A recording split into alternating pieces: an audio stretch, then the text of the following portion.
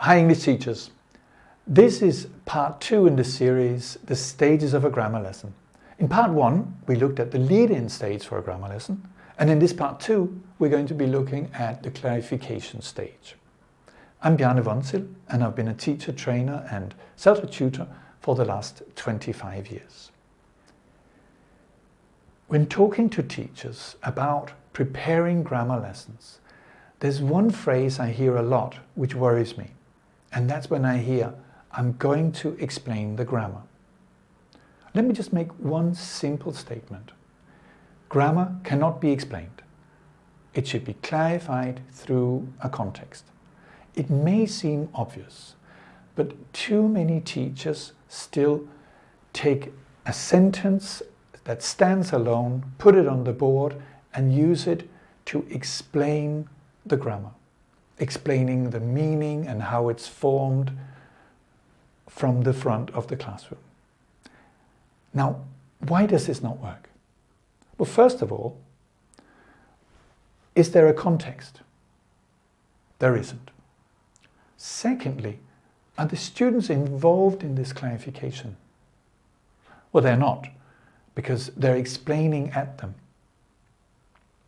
And thirdly, from a teacher's point of view, how can the teacher know how much the students understand when they're explaining things to them? They can't really, other than they might see a few blank looks around the room. So what happens very often to overcompensate for this insecurity of what the students understand is that the teacher explains even more, making it even longer and more boring. Instead, the teacher should be clarifying the grammar through a context. And I'm going to show you a clarification using a method called a situational clarification to clarify the third conditional using the story about my friend Rachel and her unlucky business trip to France. In this clarification, I'm going to be following micro stages. E, C, D and B. Don't worry if you're not familiar with the acronym ECDB. After the clarification, I'm going to clarify what the acronym stands for. Now let's go back to the story about Rachel's unlucky trip to Paris. Let's have a look. So let me tell you about my friend Rachel. Rachel, she had an important flight, a business flight, to catch because she had a meeting in France. And what did she do the night before? Did she pack her suitcase? You're right. She had a glass of wine and read a book instead. And the following morning, what do you think she had to do? That's right. But it took much longer to pack her things than she had expected. She had the business things to pack, her clothes, her passport, all of these things. So it took much longer than she had expected.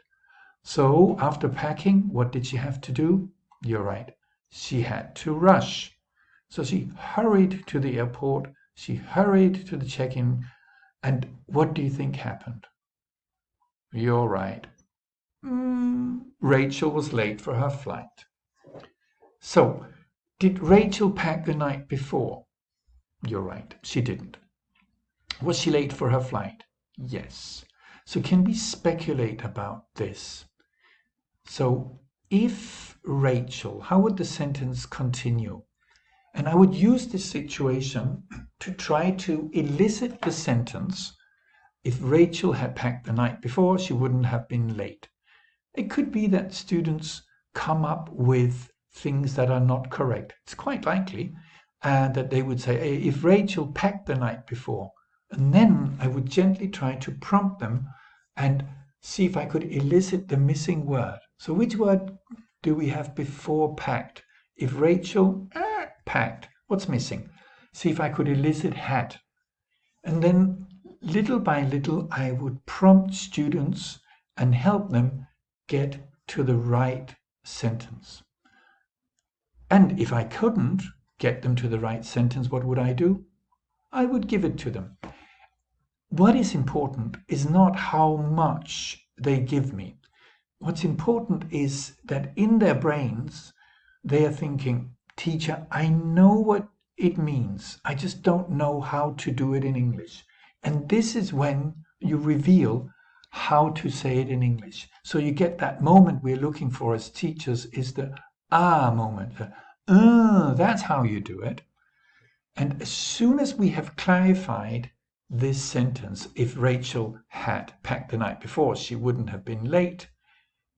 Without writing it, I would do what? Yeah, the problem is just because I'm eliciting it, does it mean that all the students understood it perfectly? Maybe not, right? So I still need to make sure they all understood. And to do that, I could now ask questions to check their understanding. Questions such as, did Rachel go to the airport in the past? And hopefully the students will say yes. Did she pack the night before? She did. Did she miss her plane? No, she didn't pack the night before, sorry. And she did miss her plane. And are we talking about what really happened or the opposite? So these questions to establish that we are speculating about the past. So far, by using an anecdote, I have clarified the grammar by eliciting and concept checking. After clarifying meaning, the next step is to clarify pronunciation. And there are various ways of working with pronunciation. For example, you can focus on the parts that is the most difficult for students to say, isolate those parts and drill them, as in if she had packed or she wouldn't have. Wouldn't have is difficult for students to say, so you focus on that part. You can also backchain. What is that? Backchain is when you drill the sentence in small parts from the end. So you would start with been late, wouldn't have been late, she wouldn't have been late, etc. Or you can focus on sentence stress, getting the students to stress the words which carry the most meaning in the sentence. After clarifying meaning and pronunciation, and only then can we focus on the form, how the grammatical structure is written out. And remember that when doing this, you need to involve your students. You don't just tell them that after had, the verb is in the past participle. No, you ask them. So after had is the main verb in the simple past or in the third form in the past participle.